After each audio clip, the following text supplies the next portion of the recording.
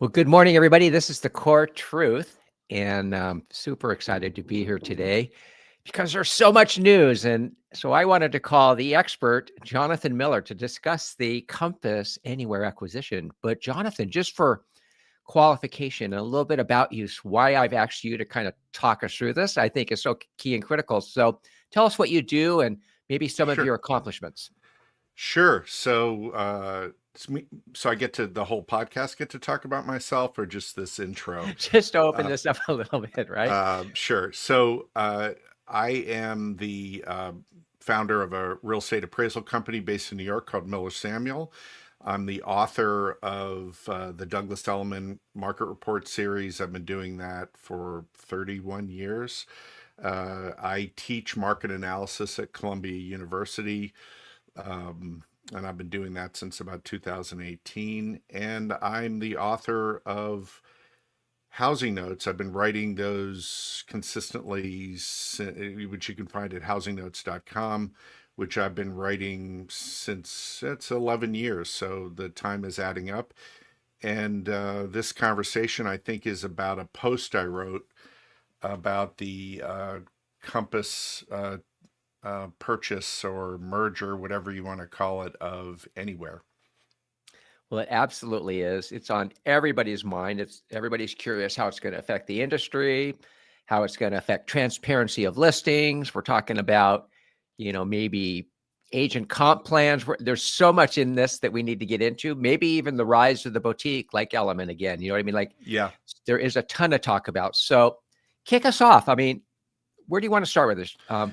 Well, the first thing is when you consider the scale of this acquisition, why it sent ripples through the industry, where that was all anybody was talking about. From thinking of it from an antitrust perspective. So years, maybe a decade ago, we had NRT, and then we had Realogy, and now we have Anywhere.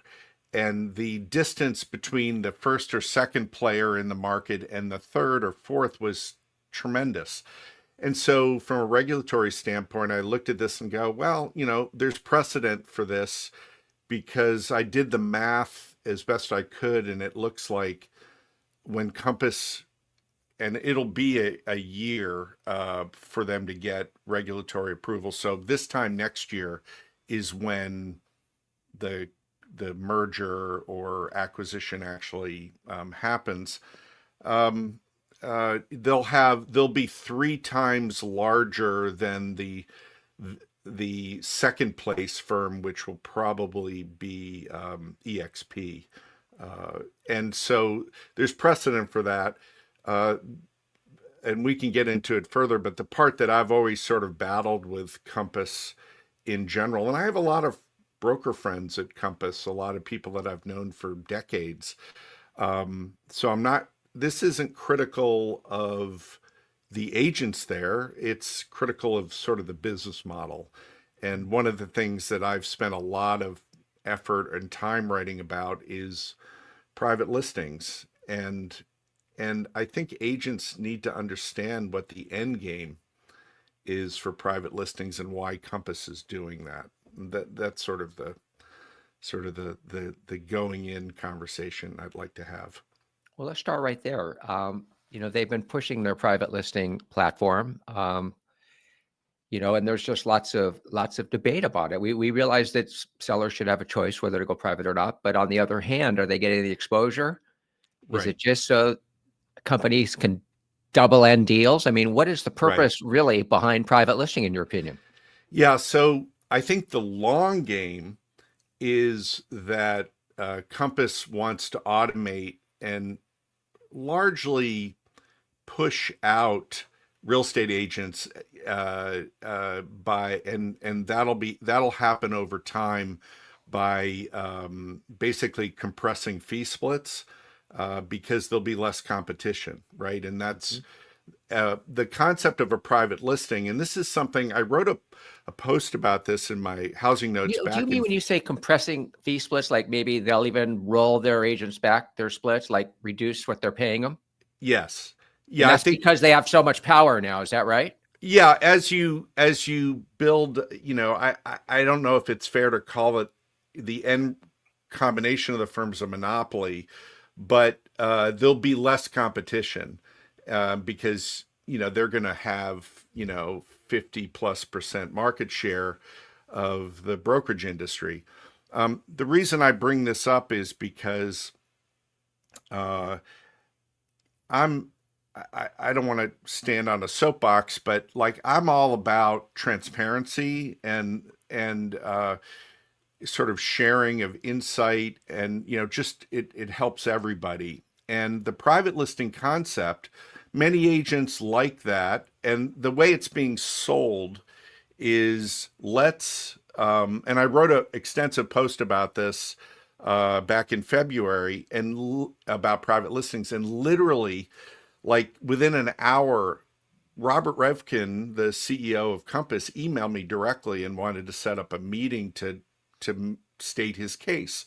And I went to his offices in New York, and he was very cordial and very transparent, from his sort of perspective of why they believe in this and the whole thing. Like you said, like the seller has the right to sell a property the way they want. And the part that I always push back on is that I get it. Like they have that it's their house, they're selling it. But what it is systematically doing as well is screwing the buyer.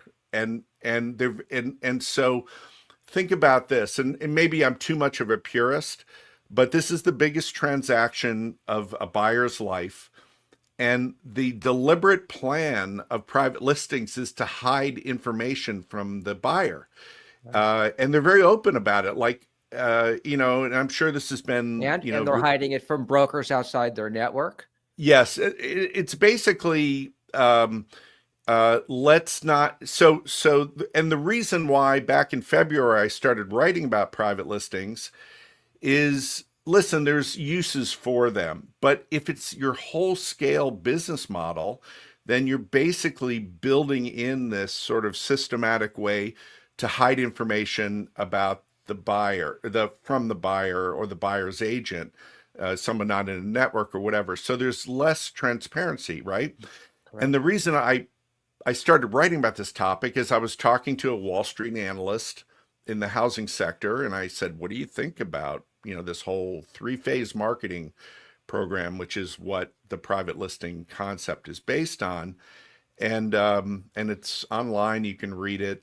And they commented to me, all this analyst's colleagues were saying, when is the litigation going to start against agents? Because a seller may not know that only 3 people saw the listing. Mm-hmm. The buyer may not know that the listing was on the market for 18 months. Mm-hmm. All those things go into price discovery, like the understanding of how someone arrives at value. What is the value to them? And you're hiding key pieces of information, and it's intentional, like it's in their marketing. And that's what I had a problem with. Now, to Compass's, to sort of defend Compass, what Robert told me is, listen, you can go, for example, in Manhattan, you want to find listings in Soho, a neighborhood in Manhattan, you can go on their website and you can search on listings in Soho, and it'll say 5, based on the criteria you put in, whatever, I'm just making this up. And it'll say we have 5 listings, but you don't know where they are, what the property is, what the amenities are. You have to then go through a Compass agent. So if you're a Compass agent, you're thinking this is great, but the problem is for the buyer and seller in that transaction, it's not fully transparent. There's like this extra couple of steps that you have to take to find out about it. Mm-hmm. And that is just something fundamentally I have a problem with structurally. And the reason in my theory, in which they have pushed back tremendously on, is if you control the deal as an agent, meaning that no one, like you control who knows about the listing. Mhm. It just makes it easy to double dip. Right. And when I think of their marginal profitability and how long it took them to sort of break even, and they're buying anywhere, which is heavily indebted, right? The they're not buying that. I can't imagine the cost of rejiggering all the anywhere brands to be like Compass. They're really doing it to get more private listings. So Yeah. that is, in my mind, what the core philosophy is here. So they would need, what you're saying basically is they need to double dip to pay off the debt that they now have incurred. Right, or just to have a consistent profit margin. And they've told me, like they've had PR people tell me, Robert's told me, we didn't even think of that. And I'm thinking, and not to be rude or offensive, but there's a game called Stupid or Liar, right? Right. It's like how in the industry would you not think of that? Like, Right. that doesn't make sense to me. What it does is it increases the ratio. It doesn't make all deals double dipped. And I'm sure agents initially like that idea, but it does expose them to litigation from disaffected, once sellers and buyers, going forward, get the sort of the memo. This becomes much more commonly known. It's a lot of exposure for agents, is my opinion. Well, there's is Compass in some lawsuits around some of these various topics? Like, are you aware of anything that they're Not, no, battling with? not. I'm not. I'm Okay. not. I don't know. I haven't seen it. Hmm. So it's just that now this is a behemoth. It's a very large. It's going to be a very large transaction when it's approved, if it's approved. And the other thing to think about is, on day one, this is just my wild guess, but on day one of this deal being approved, they're going to cut off the pipeline to resources like Zillow, and you may hate Zillow or love Zillow. They would be incentivized to turn that off because they're at loggerheads. There's litigation between them. I wouldn't be surprised if that were to happen. In fact, Realtor.com did that to Zillow themselves when their deal expired, 10 years ago or 8 years ago, whenever it was. So there's precedent for this happening as well. So there's just going to be sort of chaos, and it's an attempt to drive everything private, or not everything, but a lot of things private, which is ultimately going to be debated and discussed in the courts, I would think. But just one other point, just before I forget, Yeah, sure. is if you had to pick a regulatory environment to do this with the Doge budget cuts that decimated all regulatory oversight, this is the time to do it. So I even said that to Robert when I met with him. Like, this is the moment. Like, there is no better Nobody moment if watching. there's Nobody's no watching the oversight. shop. Right. So and you're talking about antitrust issues, is that correct? Things Yes, like that. correct. And transparency. And so my comment on that is that, the Board of Realtors, the MLS, all of these organizations were to create an equal playing field for buyers. And it was all about transparency. And you even pointed out to keep accurate data so that buyers would have access to data so that they could tell if they were making great purchases or not. It would also be, access to properties that if they're not working with a Compass agent, they don't ever get to see. And so, and I don't think and I know loyalty of clients to agents. They're not just going to jump and leave their agent. You know what I mean? That too often they just don't do that. So one case scenario I would tell you, and is that this was when I was selling a little bit, like a few years ago, and we were selling this property on the beach, and it was very highly priced, and it had been on the market for months, and we had been publicly marketing it and just reaching as far as we could. And the buyer that showed up to buy the property was from Bakersfield. Okay. Was a very, very wealthy farmer from Bakersfield.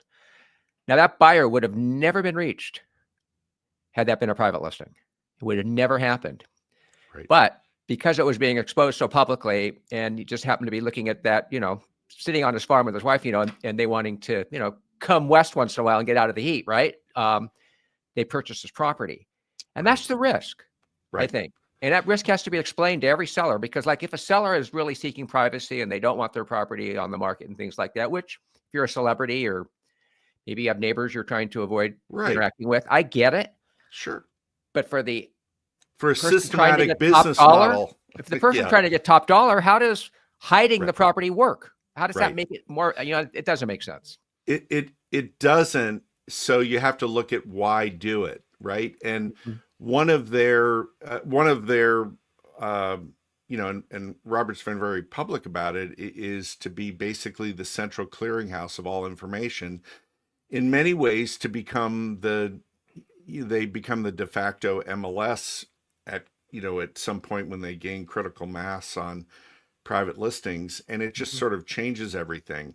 I'm not trying to be alarmist. I'm just using common sense No. and saying, when I think of marketing a property, I think of it as getting as many eyeballs as you can that are in the demo of who's, interested in this property. And that is not always up to the agent to say, well, I know these 3 people that might be interested, and that's all you do in the marketing effort. It's much more of a widespread exposure. And I'm not saying shotgun like we see, on, websites like Mansion Global or whatever, where they showcase very high-end property, and you're clicking through the pictures, and, I'm looking at photos of a $20 million estate. I'm not in the market for it, but I like looking at the pictures. Right. That's not what I'm talking about, exposing the property. It's exposing the property that, you have people searching in a price range, and this is a neighborhood or a location or a school district. Right. And that's all, that's all, I've even seen stats about, I don't know if it came from Compass or not. I apologize, I can't recall, but where it's like this has no impact on the potential value, and that just defies the basic economics of supply and demand. Totally agree with you. So it also has an impact, I think, on the brokerage industry at large. I mean, I can tell you that whenever there's consolidation, there's fractioning off. There's Right. boutiques spring up. People think they can take advantage of these consolidations. A boutique like Element becomes more valuable to agents because now they have access to their executives. They're part of a smaller group. They're not like in this massive sea of 350,000 agents. I mean, nobody Right. wants to just be a number. And Right. so it abhors a monopoly. It abhors a vacuum. And so then all of a sudden now the flight goes to quality over size. Yeah. And with this kind of size, is there any possibility of maintaining quality and that customized boutique service feel? Is it even like in their playbook at this moment? Well, there's already precedent for this. I want to say in 2022, they came out and said we're growing too fast because there were all kinds of reported issues with, moving people into the program, acquisition of all these firms. They said they were growing too fast. We're going to cool it, and then we'll restart later until they sort of get their ducks in a row. So there's already past practice of growing and not being able to sort of keep up, and with their growth on a sort of services delivery level. And so there's no reason to think that won't also happen.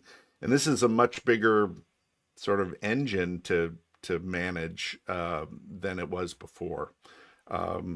Maybe they can do it. There's going to be a lot of growth problems, especially cultural, because you have you have Anywhere with all the brands like Coldwell Banker, Century 21, ERA, Better Homes and Gardens, Corcoran, that, Yeah, and I know many agents that have gone to some of these companies specifically because they didn't want to go to Compass, correct. and now they're effectively going to At be Compass. in Compass, Yeah, and they they're feel they're betrayed. So, they're being asked to wear a jersey they didn't choose to wear.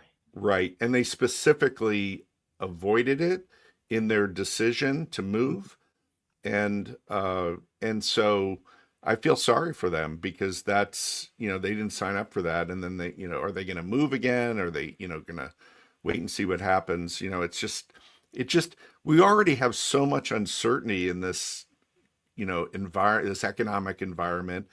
The industry now it started with the NAR settlement.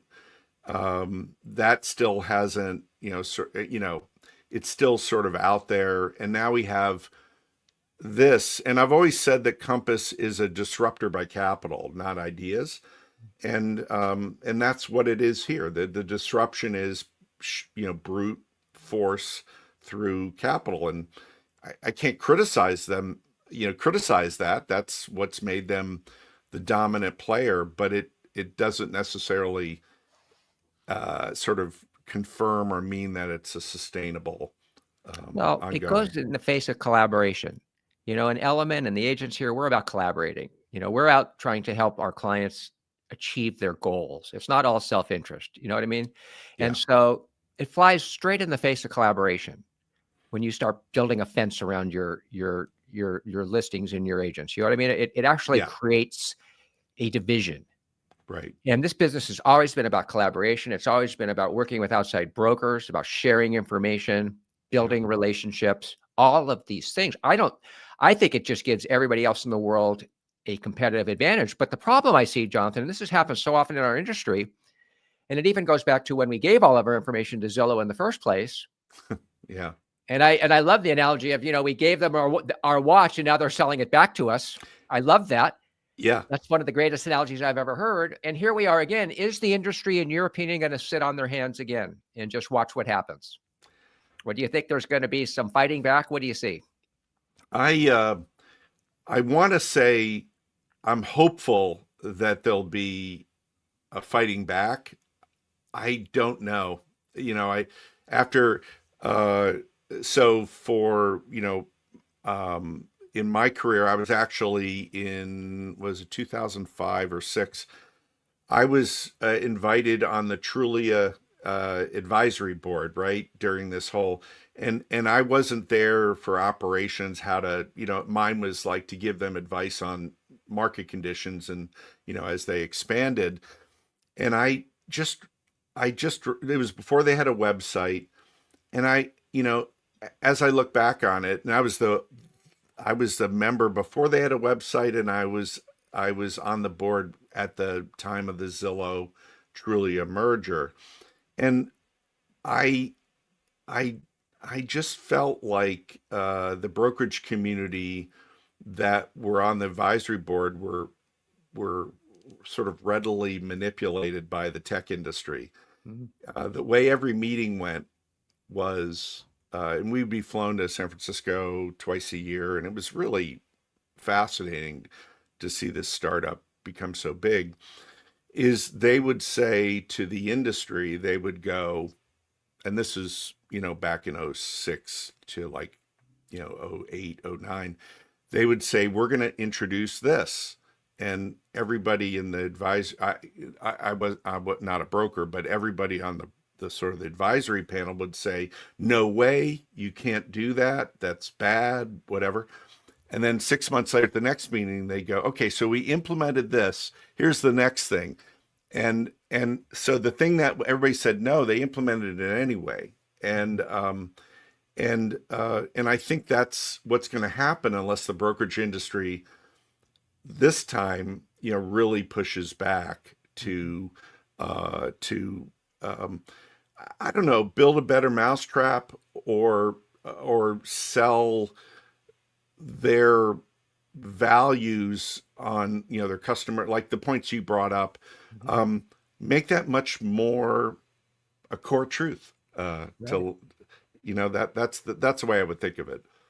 Well, it's interesting to me too that Compass buys anywhere, because Compass has always projected itself as a tech leader, right? Now they're buying probably the most traditional firm on the planet, and the most Yeah, traditional I brand, use and, the and some of the analogy. oldest brands on the planet. Now, two things about that. One is, how are they operationally going to put this whole thing together? Yeah. And what do you see there?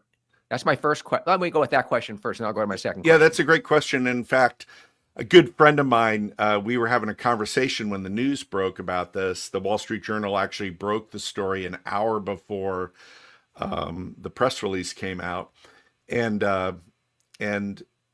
we were talking about it. And my friend, who shall remain nameless, but he's high up in the MLS world, he said it's like Tesla buying GM.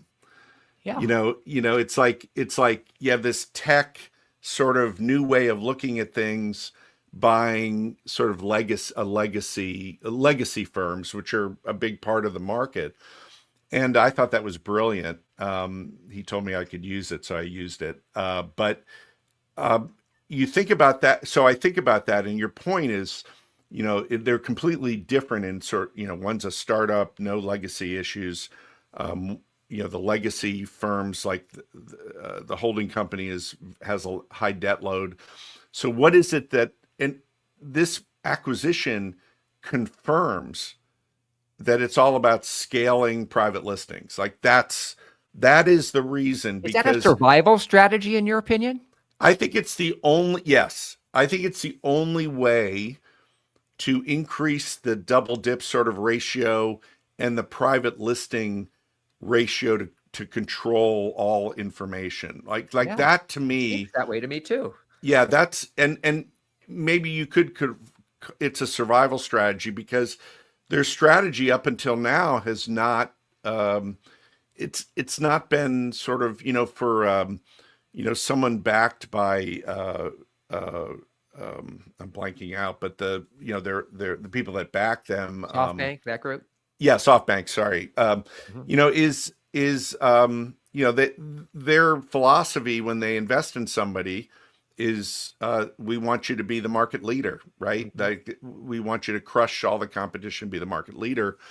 And that this is the way that you do it, is you have a market share, you just utterly, you're 3 times bigger than the second place ranked firm.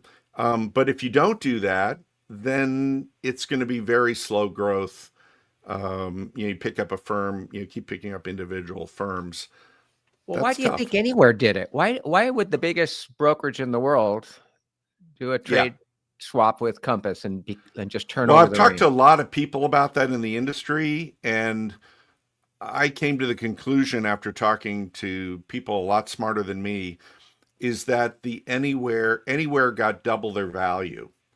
Mm, So basically, they got twice as much, or at least twice as much, as what their real valuation would be, mhm. especially with all. Is that your double nickel, double dime? Yes, and part of that is I have this terrible habit of infusing my music hobby into.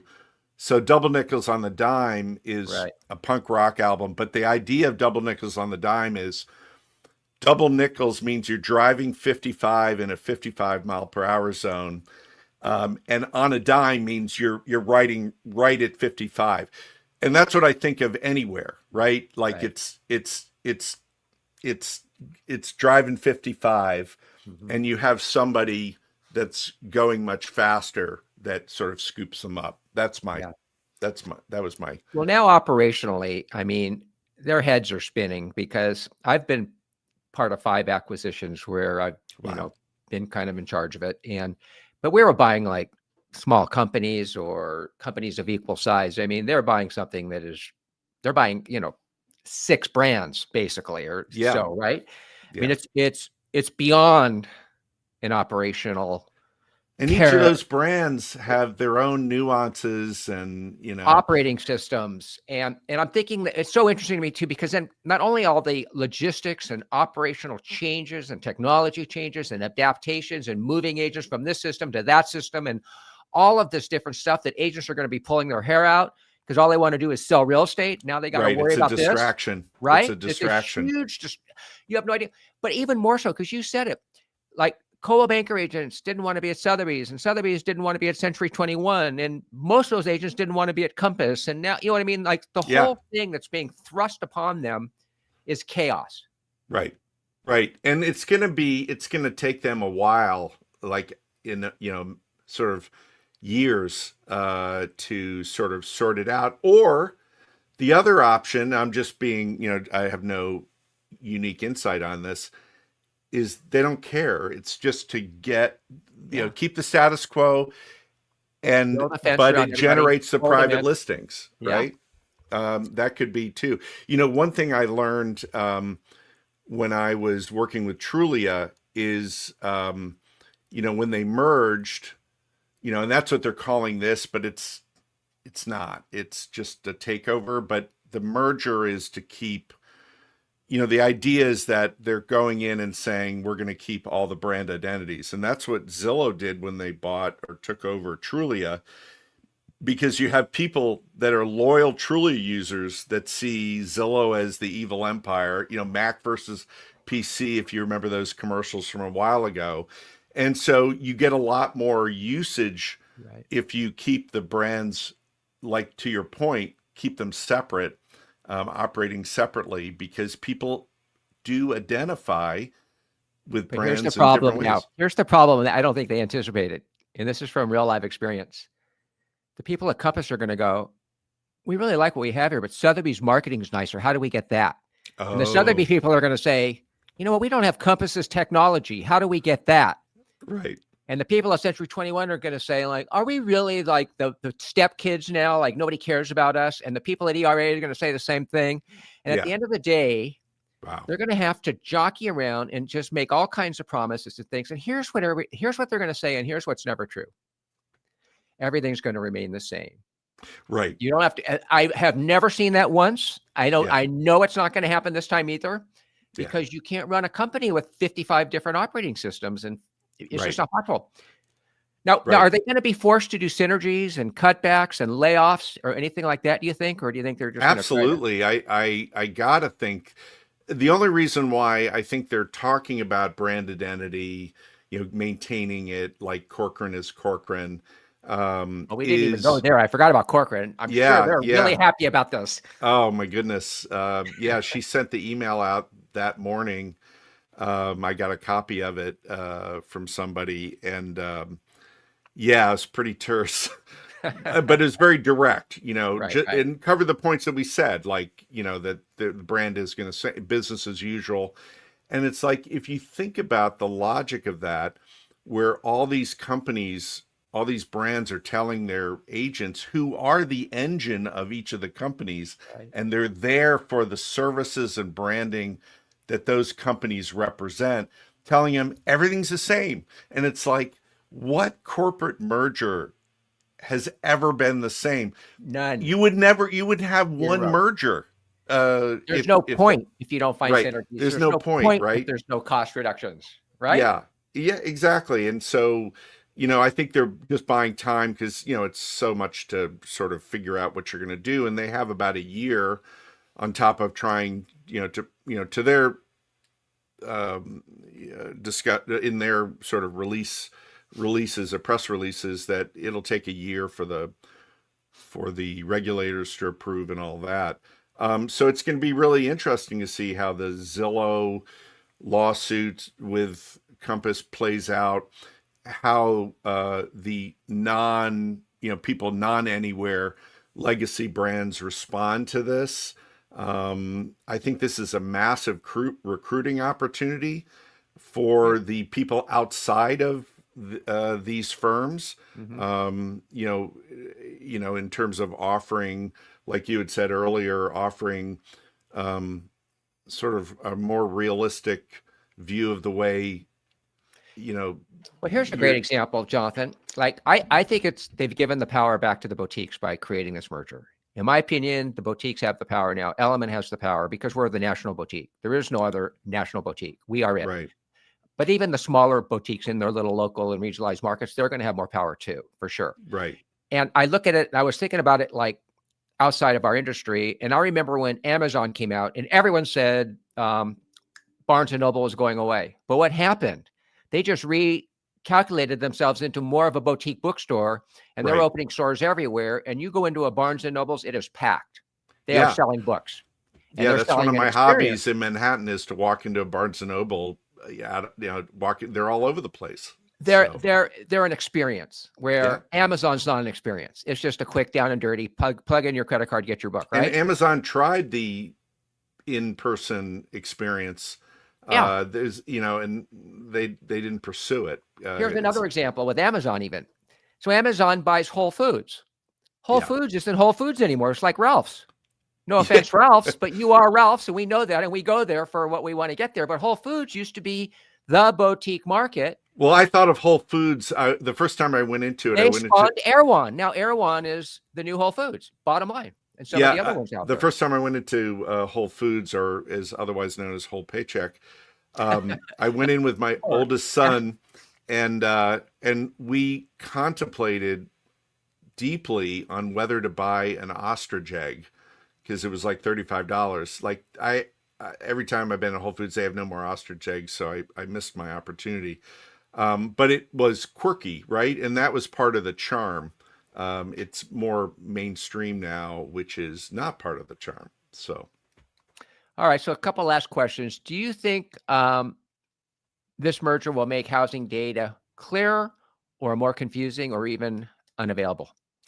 I think in the disruption and assuming private data, private listings become this behemoth in the industry. I think what it'll do is it'll create less consistency in pricing because consumers don't have all the information that they used to have.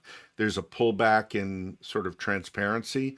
I worry about data flow into MLS systems, and I worry about sort of the idea that sales are based on two fully informed buyer and a seller making an informed decision. And so I do worry about that because the transparency will definitely be reduced. Also, I think there's going to be more of a lag in information as well because it's private and it's not shared. So when you're analyzing markets and you don't have a full picture, maybe you're not going to see a trend evolve sooner than you would have with more data. So as a data sort of wonk, I do worry about this. Transparency is essential for a level or an even playing field. And I think the industry has to decide, or the regulators need to decide whether this is something that's worth keeping. I think it is. Speaking of regulators, do you think they're going to allow this deal to go through? So I start thinking about Zillow and them sort of, going, playing aggressor and trying to break this up because this could doom them or neuter them. I'm not like on the side of Zillow. I'm on the side of just transparency. So there could be a lot of noise that comes up in the process of the regulatory review. My guess would be in this sort of depleted regulatory environment that the odds of this going through are probably pretty good. Would be my take. But who knows? There might be modifications as well. We don't know. Do you expect more mergers like this in the next few years? It's certainly possible, but I don't know. I think there's going to be a lot more. Assuming rates continue to cooperate with the real estate industry, and there's more upside. I think you're going to see, big regionals buying smaller boutiques. I think small boutiques, not national boutiques, but small boutiques are probably going to have to really think about aligning with, a somewhat bigger player in a region because of this sort of industry consolidation. That would be my take. I also think we're going to see a collapse in NAR membership. They're already hiding the membership numbers. There's I other didn't know that. How long have Yeah. they been hiding them? So NAR, and I used to track this. They would publish every month what their membership was, and back to like 1900. And within a few months after the settlement of the Missouri case, Sitzer Burnett, I think, they took it offline, and they release it. And they went from 1.6 million to 1.5 million. I think their membership, and what has changed in NAR is that when you think about, I think of ghost memberships. Like there's a lot of MLS systems where you have to join NAR to be able to join the MLS, but you're not joining because you need their services. You're joining because you just need access to the MLS. Most of that, or a lot of that, is going away, and I call those ghost memberships, and that's why membership over the last 20 years has skyrocketed. That's kind of over, and I wouldn't be surprised if 2 or 3 years from now, NAR has a membership of 500,000 down from 1.5 million. And then you start thinking all that data that they generate in research for press coverage, like existing home sales, pending home sales. How can they afford to keep a research group to maintain relevance? So there's a lot going on. There's a new trade group that Element is associated with now, the American Real Estate Association. They go by ARA. So there's just so much A lot change. of things happening, which brings me to my final question, and I'm going to let you go, Jonathan, because I know how busy you are.